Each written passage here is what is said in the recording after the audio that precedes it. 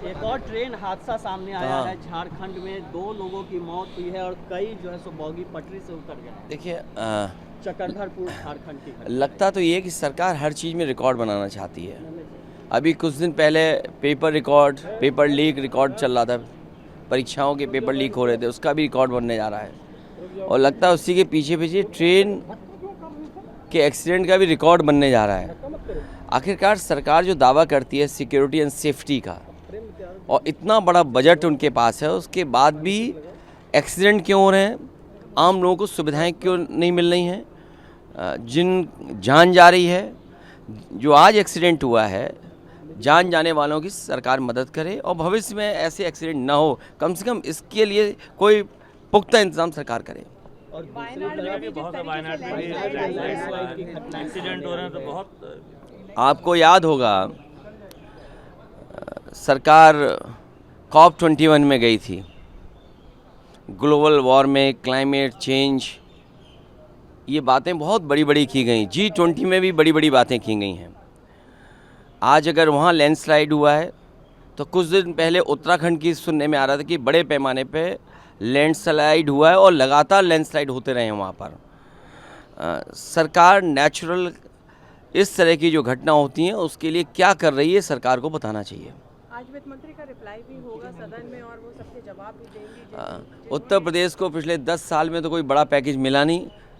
हो सकता है अपने भाषण में, अपने रिप्लाई में कुछ बताएं। सब प्रसाद मौर्य कह रहे हैं कि इस बार तो चूक गए, लेकिन अगली बार जो है सो हम लोग पूरी मजबूती के साथ जीतेंगे और बहुमत हासिल 2027 की बात। देखिए ये बीजेपी की स्ट्रेटजी है कि उसे आगे कर दो मोहरा।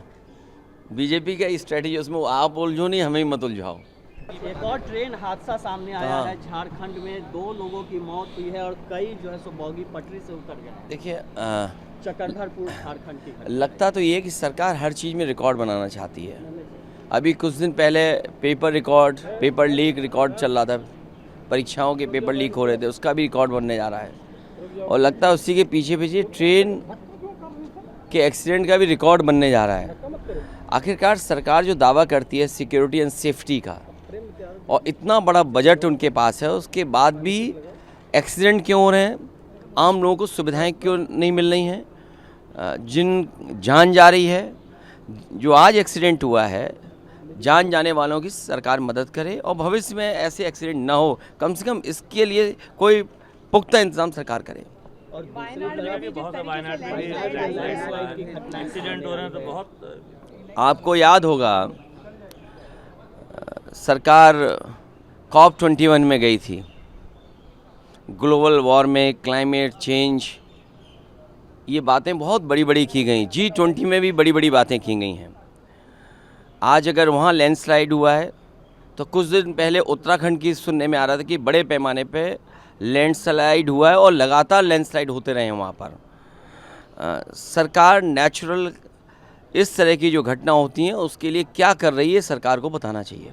आज वित्त मंत्री का रिप्लाई भी होगा सदन में और वो सबके जवाब भी देंगी। उत्तर प्रदेश को पिछले 10 साल में तो कोई बड़ा पैकेज मिला नहीं।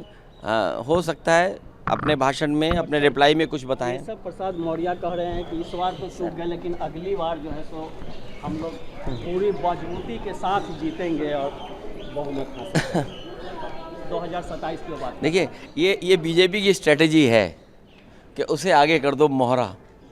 बीजेपी का स्ट्रेटजी, उसमें आप उलझो नहीं, हमें मत उलझाओ। अगर आप ये वीडियो YouTube पर देख रहे हैं तो हमारे चैनल को सब्सक्राइब करें और बेल आइकन को दबाना ना भूलें। अगर आप Facebook पर ये वीडियो देख रहे हैं तो हमारे पेज को लाइक करें।